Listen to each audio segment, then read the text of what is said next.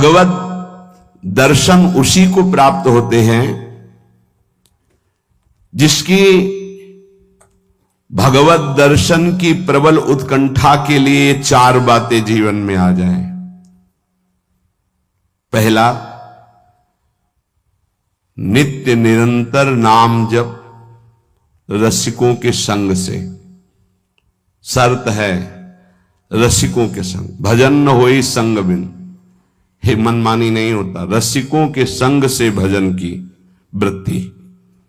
प्रमाणित भजन होना चाहिए, आचार्य परंपरा, गुरु परंपरा से। दूसरा, भगवद विग्रह को साक्षात भगवान का स्वरूप मानना। जैसे कुछ ऐसे भाव वाले लोग हैं कि अरे पत्थर पूजने से, धातु पूजने से क्या प्राप्त, क्या वहां भगवान है? कौन सा तुम्हें ज्ञान है भाई? कौन सा ज्ञान है? जब सर्वम खलमिदम ब्रह्म, तो ये तो अवतार है भगवान का, अर्चा अवतार। भगवान अवतरित होते हैं। जैसे हम छवि विराजमान किए, जब हम भाव सेवा करते तो भगवान छवि में आके विराजमान होते हैं, भगवान विग्रह में विराजमान होते हैं। ये श्रद्धा और विश्वास का विषय है, ये नास्तिक लोगों को समझ में नहीं आएगा। जिस मूर्ति को आप, जहां मूर्तिकार निर्माण कर रहा हो, वहां देखो, उसी मूर्ति को पूज करके ब्रह्म प्राप्त, भगवत प्राप्त महापुरुष हो गए। प्रेमाश्रुओं से अभिषिक्त किया है। ये बाहर वालों की ऐसों की बातें न सुने, नहीं तो जो छोटी श्रद्धा वाले लोग होते हैं उनकी श्रद्धा नष्ट हो जाती है। अरे क्या है, ऐसे से ऐसा न वो बोलते हैं, न वो खाते हैं, न देखते हैं, और ऐसे विराजमान। आपको क्या पता है? आपका भाव है क्या? आप जानते नहीं हो। भाव आ जाएगा तो साथ चलते हैं, बोलते हैं, खाते हैं, देखते हैं। भाव का खेल। एक प्रसंग में एक ब्राह्मण बूढ़े के साथ एक जवान तीर्थ यात्रा में गया था। सारांश में बता रहे हैं। ब्राह्मण तीर्थ यात्रा का इच्छुक हुआ, पर उसको लगा कि मेरे बेटे तो हैं, पर धनी होने के कारण वो विलासिता में युक्त हैं, मेरे साथ तो चलेंगे नहीं। अगर कोई जवान आदमी मिल जाए, मुझे तीर्थ यात्रा करवाए, उसे कुछ भेंट पूजा दे देंगे। तो एक गरीब ब्राह्मण का जवान लड़का था, बात की तो उसने कहा हमारा भी सौभाग्य होगा कि तीर्थ यात्रा होगी और आप हमारे पिता तुल्य, आपकी सेवा होगी। समस्त तीर्थों में भ्रमण कराया। जब वृंदावन आए तो बहुत सेवा उसने की। उसका मन बहुत प्रसन्न हो गया। धनी का वृद्ध था तो गोपाल जी के दर्शन कर रहा था। उसने कहा वृंदावन को साक्षी करके, गोपाल जी महाराज सामने हैं, मैं बहुत प्रसन्न हुआ तुम्हारे ऊपर, तुमने इतनी सेवा की। एक बेटी ब्याह योग्य है, मैं तुम्हें ब्याह करवा दूंगा अपनी बेटी से। तो कहा देखो हमने तो नहीं कहा, तुमने कहा है ना, इस बात को ध्यान रखना, वहां जाके भूल मत जाना। ऐसा ही हुआ। सारांश में बताया। वो जब गांव पहुंचा तो वृद्ध की हिम्मत नहीं हुई अपने धनी बेटों से कह दे कि बहन का ब्याह उस गरीब के साथ कर दो। काफी दिन हो गए, कोई चर्चा ही नहीं, तो ब्याह की बात थी। उस गरीब ब्राह्मण ने जाके कहा बूढ़े ब्राह्मण से कि आपने कहा था भगवान के सामने कि अपनी बेटी का ब्याह तुम्हारे साथ कर देंगे। तो जवान बेटों के भय से उसने कहा मुझे याद नहीं ऐसा कुछ। भाई याद नहीं? तुमने भगवान के सामने कहा था। वो कह रहे याद नहीं। तो बेटों ने कहा कि चलो भागो यहां से। भगवान के सामने का बुलाओ, भगवान को, अगर साक्षी दे देंगे तो हम बहन का ब्याह कर देंगे। बोले पक्का? तो उनको पता था कि मूर्ति कोई बोलती थोड़ी, चलती थोड़ी। उनका हाँ पक्का। बोले पंचों के बीच में बोल दो। पहले गांव में पंचायत होती थी पिंड छुटाने के लिए कि अतरे दिन ये परेशान करेगा, तो उन्होंने कहा पंचों के सामने यदि ठाकुर जी आके गवाही दे दे तो ब्याह करवा देंगे। ओ गरीब आदमी जो कुछ था बेचा, फिर वृंदावन आया, ठाकुर जी गोपाल जी से कहा कि महाराज आपके सामने हमारे ब्याह की बात कही थी इस वृद्ध ब्राह्मण ने, आपको गवाही देना पड़ेगा तब हमारा ब्याह होगा। हाँ, कौन सुने। समय हुआ, ठाकुर जी का शयन भोग लगा, पट बंद हो गए, वो बैठे ही रहे बाहर। वाह गोपाल जी महाराज, आप जब बोलोगे तभी हमारा ब्याह होगा और हम तभी यहां से जाएंगे जब आपको साक्षी दे। सब चले गए थे वकील, उसको विश्वास था भगवान है। अंदर से आवाज आई, मूर्ति कहीं चलती है क्या कि चलकर साक्षी दे। बोले महाराज मूर्ति बोलती थोड़ी है, आपने बोला ना तो आओ निकल के बाहर। अब उनके लिए कोई पर्दा है क्या? ललित त्रिभंगी वैसे ही बोले देखो यार, अब तुम्हारे प्रेम के कारण हम बाहर तो निकल आए, तुम उसको यहीं बुला दो, हम यहीं साक्षी। बोले महाराज वो नहीं आएगा, हमारा ब्याह रुक जाएगा, आपको चलना पड़ेगा। बोले चल तो देंगे, लेकिन देखो हम वृंदावन के ठाकुर हैं, हमको तो अच्छा अच्छा माखन मिश्री सब भगवान ने बहानेबाजी। बोले महाराज हमें पता था कि आप भोग राग के लिए कहोगे तो हमारे पास जो संपत्ति थी बेच के आए, खूब खवाते पियाते चलेंगे महाराज। बोले चलो अच्छा, देखो दृढ़ विश्वास। बोले महाराज हम जानेंगे कैसे कि आप आ रहे हो? बोले मेरे नूपुरों की ध्वनि सुनाई देगी, और देखो लौट कर जहां देख लोगे उससे आगे फिर हम नहीं जाएंगे। ठीक है महाराज, जब भोग लगाने का समय आएगा तो हम बोल देंगे, तब तुम हमारा भोग लगाना, और जब हम चलेंगे तो लौट कर पीछे नहीं देखोगे। ठीक है महाराज। अपने प्रांत पहुंचे, उड़ीसा प्रांत। गांव जब नजदीक रह गया तो सोचा मुड़ के तो देखे, केवल पायले धुनी है, ठाकुर जी भी है। मुड़ के देखा तो श्याम घन साक्षात प्रभु। प्रभु ने कहा देखो तुमने वादा तोड़ दिया, अब हम यहां से नहीं जाएंगे। बोले महाराज अब तो कोई बात नहीं। गांव में दौड़ के गया, गोपाल जी आए, प्रभु आए साक्षी देने के लिए मेरे ब्याह के लिए। पूरा नगर दौड़ पड़ा, पंचायत के सब ने देखा प्रभु विराजमान। अब किसी की हिम्मत थोड़ी थी कि पूछ ले, जबरदस्ती उस बुड्ढे से कहा ब्याह करो भगवान वृंदावन से साक्षी। आज भी साक्षी गोपाल के रूप में भगवान विराजमान। क्या हुआ? जिसे तुम मूर्ति समझते वो चल के उड़ीसा तक गए और गवाही दी। विट्ठल भगवान बातचीत करते थे तुकाराम जी से, नामदेव जी से, इन बड़े बड़े संतों से। हरिवंश महाप्रभु, सेवक जी महाराज, बंचंद महाप्रभु तक बातचीत करते थे राधा वल्लभ लाल जी। प्रगट में एक बार मोहन चंद्र जी महाराज महाप्रभु के सबसे छोटे लाडले पुत्र थे। महाप्रभु राधा वल्लभ जी की सेवा परिचर्या में थे, तो एक पात्र कटोरा था राधा वल्लभ जी की सेवा का, उसमें चरण छू गया श्री मोहन चंद्र जी का। महाप्रभु ने एक शपथ मारी, प्रभु के पात्रों को ऐसे। राधा वल्लभ जी के जब पत्रावली कर रहे थे तो कपोल में अंगुली बनी, तो उनका जय जय आप। तो बोले मोहन चंद के रूप में मैं ही तो अब खेल रहा हूं अपने पात्र, तुमने वहां मारा मुझे देखो लगा।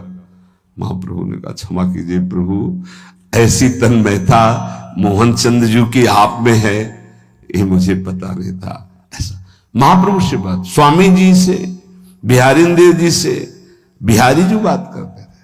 आज भी महापुरुषों से प्रभु बात कर। ये केवल मूर्ति छवि का विषय नहीं होता। ये अज्ञानी जीव जो है ये केवल तर्क विवाद में फंसे रहते। श्रद्धा में तर्क विवाद नहीं होता। ये तर्क विवाद जहां होने लगे, ऐसी कोई वार्ता होने लगे, श्रद्धालु उपासक को बिल्कुल हट जाना चाहिए। भगवत दर्शन किसको प्राप्त होते हैं? पहला, जो रसिक महापुरुषों के गुरुदेव के अनुसार भजन करता, नाम जप, मंत्र जप। दूसरा, भगवद विग्रह को साक्षात प्रभु मान करके। कहो सो कहां जहां प्रभु नाही, जब सर्वत्र प्रभु है तब तो हमने प्रभु का श्री विग्रह, अर्चा विग्रह, ये अर्चा अवतार है भगवान का। इनको विराजमान किया, साक्षात मेरे प्रभु हैं। ये बाहरी दर्शन है। तीसरा, प्रभु को अर्पित किए हुए प्रसाद के अलावा अरुचि होना। कुछ भी ऐसा जो हम प्रभु को अर्पित नहीं कर सकते वो हम नहीं पा सकते। प्रभु को अर्पित ना की हुई चाहे अमृत पड़ी हुई वस्तु हो, हमारी बिल्कुल श्रद्धा और रुचि नहीं। हमारे प्रियालाल ने नहीं पाया तो हम उसे चख नहीं सकते। ये भगवत प्राप्ति, भगवत दर्शन के लिए बहुत आवश्यक है। गुरु प्रदत्त भजन में आसक्ति, इष्ट के श्री विग्रह छवि में साक्षात भाव और इष्ट को अर्पित ना किए हुए वस्तु, वस्त्र, पदार्थ, भोगों में पूर्ण अरुचि। कई बार हमने ऐसे संतों को देखा जो अमनिया जैसे पा लीजिए, नहीं अमनिया है ना, हम अपने ठाकुर को भोग लगा के पाएंगे या आप अपनी श्री जी को भोग लगा दीजिए तो पालेंगे, अन्यथा नहीं। अमनिया नहीं, अमनिया माला, पत्र, पुष्प, सुगंधित कुछ भी नहीं। हमारा जीवन प्रसादी हो जाना चाहिए। ये बहुत ध्यान से अपनी दिनचर्या में देखिए कि कभी अमनिया मत पाइए। चौथा, सहनशील। ये बहुत आवश्यक है। बहुत सहनशील उपासक को होना चाहिए। जितना सहोगे उतनी भक्ति प्रकाशित होगी। सहत सहत बाढ़े भगति, गृह तनु गुरु हितगार। गुरुदेव को समर्पित जीवन और सहनशीलता, निश्चित भगवत दर्शन। चार बातों से निश्चित भगवत दर्शन हो जाता है। ये बहुत खास बात है जिसको धारण करना बहुत कठिन है, पर गुरु कृपा पात्र बहुत सरल ढंग से इसे निर्वाह कर ले जाता है। क्या? किसी से मतलब नहीं। इस मार्ग के उपासक किसी से मतलब नहीं। पहले तो कहा पीछे वाले में कि जो विषयी पुरुषों का समूह है उनके संग से भयभीत रहे, कभी संग न करे। अब आगे वाले में कहा महान संगा नाम किसका ये स्वरूप होता है? बोले जो वह तो महताम श्री पद रजा, महापुरुषों की चरण रज से जिसका शरीर अभिषिक्त है और माथे पे जिसकी चरण रज विराजमान है, गुरुजनों की, संतों की, रसिकों की, वो महान संगानाम सहज मधुरात्म प्रिय कथा। वो निसंग ही नहीं, महान निसंगानाम, जागृत स्वप्न सुषुप्ति, कभी भी कहीं भी उसका किसी से संबंध नहीं है, शरीर से भी नहीं। क्योंकि महान निसंगानाम तभी हो सकता है, शरीर से भी नहीं। यह ज्ञानी जीव जानते नहीं। कहते हैं शरीर तो यहां छूट जाता है, फिर गति किसकी होती है? भगवत प्राप्त। शरीर तो एक कपड़ा है, समझते नहीं हो। इसके नीचे एक कपड़ा है, सूक्ष्म शरीर, उसके नीचे एक है कारण शरीर। आप पहनने वाले हुए आपके कपड़े हैं, एक छूटता है सिर्फ स्थूल शरीर। सूक्ष्म शरीर और कारण शरीर को लेकर के बार बार जन्म मरण होता रहता है, कपड़े बदलते रहते हैं। और जो जीवन मुक्त हो गया तो तीनों शरीरों का संबंध खत्म और दिव्य चिन्मय चिदानंदमय शरीर को, भाव देह को प्राप्त करके चिन्मय धाम में, चिन्मय लीला में, चिन्मय प्रिया प्रीतम के समीप हो जाता है। वो महान संगानाम। साधक का स्वभाव ऊपरी बड़ा ही रुक्ष होना चाहिए। साधक का रुक्ष, सबको ये लगना चाहिए कि बड़ा बेरुखा आदमी है ये, बच जाओगे।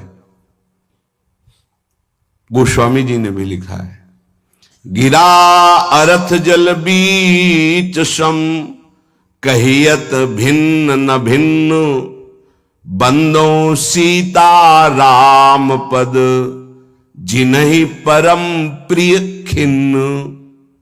खिन्न मानसा, किसी से कोई संबंध नहीं। कोई बात करे तो उदासीन होकर बात करे, उसको रस न मिल पावे। उसको प्रियता समझ में ना पावे। साधक की बात कह रहा हूं, आगे चल के तो सब जीवन शुभ प्रीति रीति निभात आपनी, वो स्थिति आ जाती है। पर साधक को चाहिए वो अपना बाहरी स्वभाव उदासीन रखे, खिन्न रखे। ये हर समय भौं चढ़ा के बात करते हैं, इनका तो कोई प्रेमवादी से लगना चाहिए। मुस्कुरा करके बात करना, ये आगे चलकर आता है। हंसी बोले बहुमान दे, बहुमान किसको दे रहा? आराध्य देव को। वो हंस किससे रहा? आराध्य देव से। साधक की हर समय स्थिति ऐसी नहीं होती, इसलिए उदासीन अति रही गोसाई। पूज्य श्री गोस्वामी जी महाराज कहते हैं साधक को उदासीन रहना चाहिए, बाहर से गंभीर, हंसी मजाक बातचीत गंभीर। सत्य बात तुम्हें बता दे, स्वीकार करो ना स्वीकार करो, आगे चलती है। उदासीनता, गंभीरता, खिन्नता ये साधक के स्वभाव में होनी चाहिए। बहुत मिलनुआ स्वभाव, हंसकर बात करना, ये आगे चलकर, अभी नहीं। उसको दबाओ उस वृत्ति को। बगल से कोई निकल गया, आपको राधे श्याम कहने की स्मृति उससे नहीं आनी चाहिए। कौन निकला आपको पता नहीं। दर्शन कर रहे हैं, कभी कभी यह भी पता नहीं चलता कि प्रभु पोशाक कौन धारण किए। अगर नेत्र में नेत्र मिले तो 1 घंटा दर्शन हुआ तो केवल नेत्रों का ही दर्शन हुआ। पत्रावली कपोल में कैसी बनी ये भी याद नहीं रहा। ऐसी होती है एकाग्रता। सत्संग सुनने गए तो सिर्फ वक्ता की मुखाकृति और वचन, आप बैठे आसपास आपके कौन बैठा आपको कोई परिचय नहीं। ऐसी महानिसंगता उपासक को चाहिए। ये कब आती है? जैसे जड़ भरत जी रघुगण को कहा कि महापुरुषों की चरण रज से अभिषिक्त होने पर ही ये ब्रह्मबोध होता है। प्रहलाद जी ने कहा निष्किंचना नाम न वृणीत यावत, जब तक निष्किंचन महापुरुषों की चरण रज नहीं लगेगी तब तक ऐसी निष्ठा नहीं होती जैसी मेरी है। शिरो में शोल्लासम बहत महताम सी पद रजा, ये महत पद रज कहां मिलेगी? हर कण वृंदावन का ये महापुरुषों की चरण रज, प्रियाजू की चरण रज महापुरुषों के आंसुओं से भींगा हुआ है।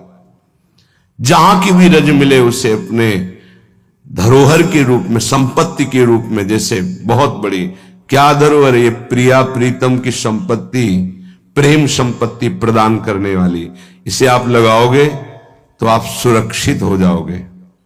ये कवच है।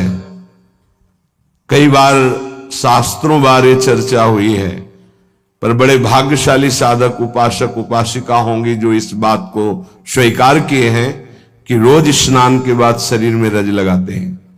ना करते हो तो फिर सुन लो, तुम्हारे हृदय को ये विकार तब तक जलाएंगे जब तक प्रेम रस के योग्य नहीं हो जाएगा। उस जलन को सहने के लिए ये सद्यो वशीकरण चूर्ण मनंत शक्तिम तम राधिका चरण रेणु मनुष्य मरामी, ये श्री जी की चरण रज है जो आपको संभालेगी, कवच का काम करेगी।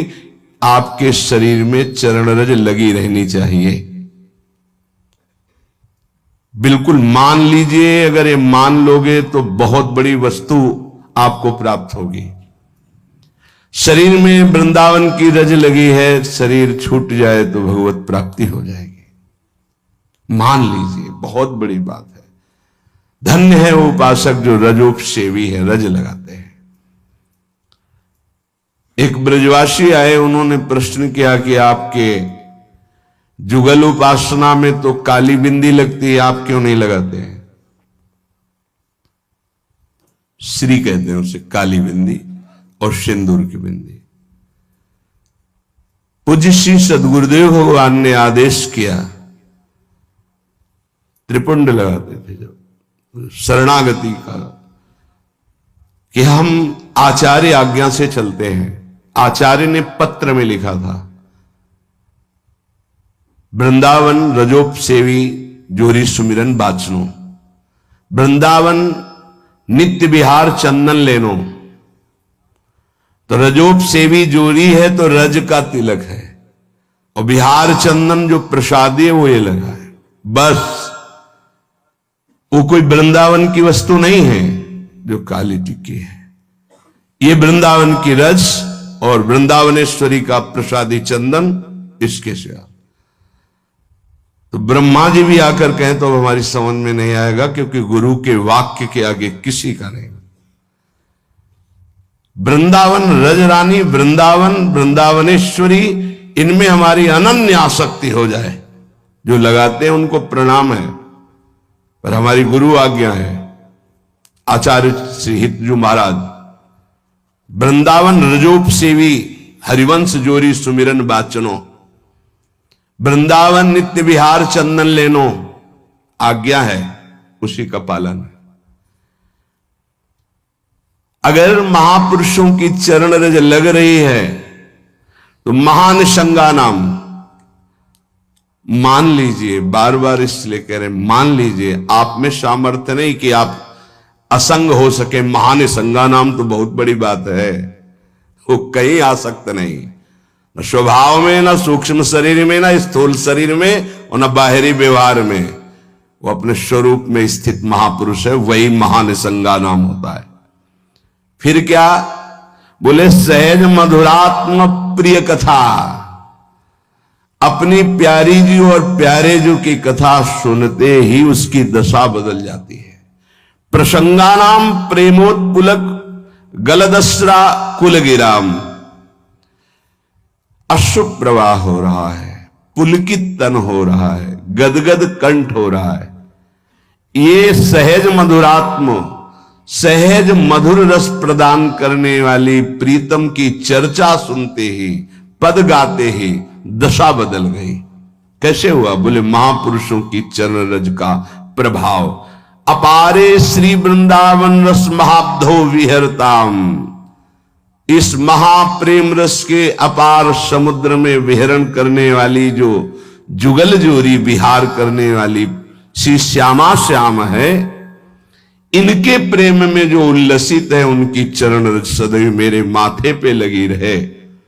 तो सदा राधा कृष्ण प्रणय पुलका सुद गमभृतहा, राधा नाम सुनते रोमांच हो गया, अश्रु प्रवाह होने लगा। श्यामा श्याम की बात सुनते ही, पद सुनते ही पुलक, पुलकावली, अश्रु बहने लगे और देह कंपायमान होने लगी। ये बड़े भाग्यशाली, इसमें जानबूझकर नाटक न करे, स्वाभाविक आ जाएगा। नाम जप करो, रस सिंधु वृंदावन की रज लगाओ और रहने से रहो तो स्थिति आ जाएगी। एकांत में चिल्ला चिल्ला के रोने का मन होता है। जैसे डकार आती है ना, तो उसको निकलना ही पड़ेगा। ऐसे रोना आता है स्वाभाविक। क्यों रोना आता है? कुछ चाहिए, कोई दुख, कोई विपत्ति? नहीं, स्वाभाविक वो एक प्रक्रिया है उस प्रेम की। रोना आता है, हल्का हो गया, रोया, थोड़ा शांति मिले। अगर रोएगा नहीं तो रह नहीं सकता। उसकी दिनचर्या है रोना, कभी भी कहीं भी भाव आ जाएगा। किशोरी कंदर्पा कुल कनक गौरांग लतिका, आहा, जो किशोरी जो हमारी गौर वर्ण है, जो कनक लता है, ऐसे उपासक का यही जीवन हो जाती है। जीवन का तात्पर्य प्रसाद सृग वस्त्राभरण कृत भूषा प्रणयनो, वो इनके प्रसाद से प्राण पोषण करता है। इनके चरणामृत की ही वो वृत्ति साधना है। हमारा साधन बल क्या है? इनका चरणामृत।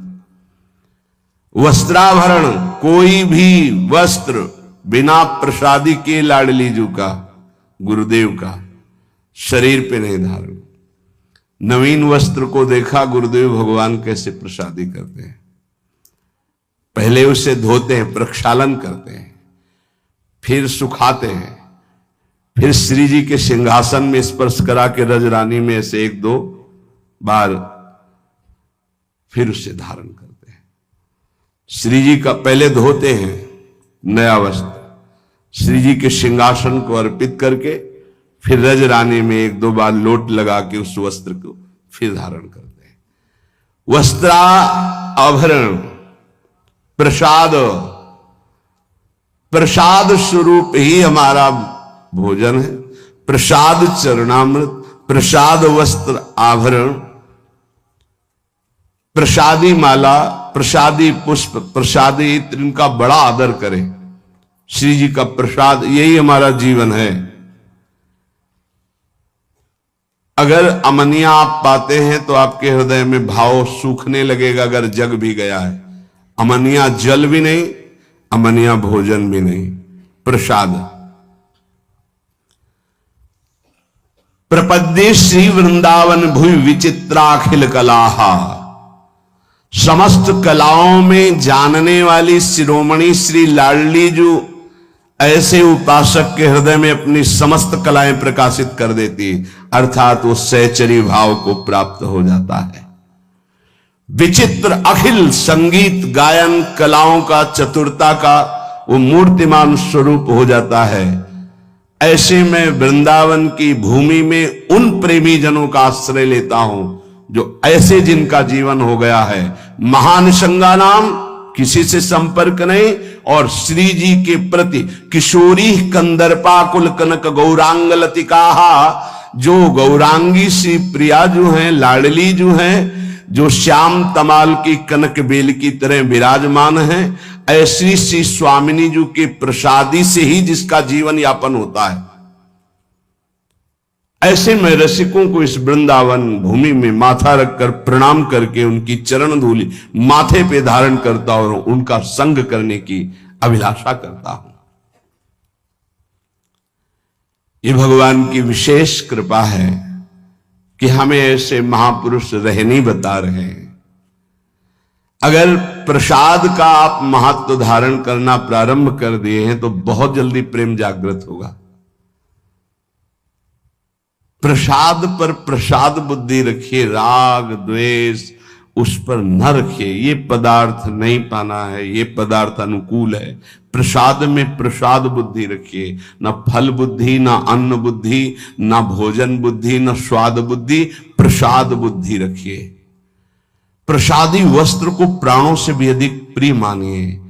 प्रसादी माला पुष्प मिले तो हृदय में आह्लाद होना चाहिए, सीधे मेरे प्रभु ने प्रसन्न होकर मुझे प्रदान किया है।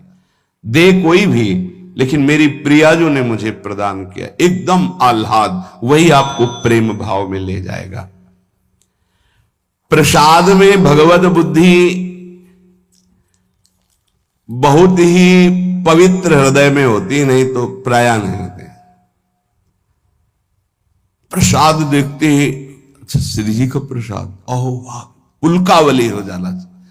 महाप्रभु चैतन्य देव को जब वृंदावन से कोई भी प्रेमी जन जाते, गुंजा की माला, टेटी का अचार, ऐसी वस्तुएं बार बार उनको हृदय से लगाकर अश्रुप प्रवाह करते। श्री कृष्ण ने कितना प्यार किया, मुझे प्रसादी भेजी। वृंदावन की रज, वृंदावन का कुछ भी, महाप्रभु पुलकित हो जाते।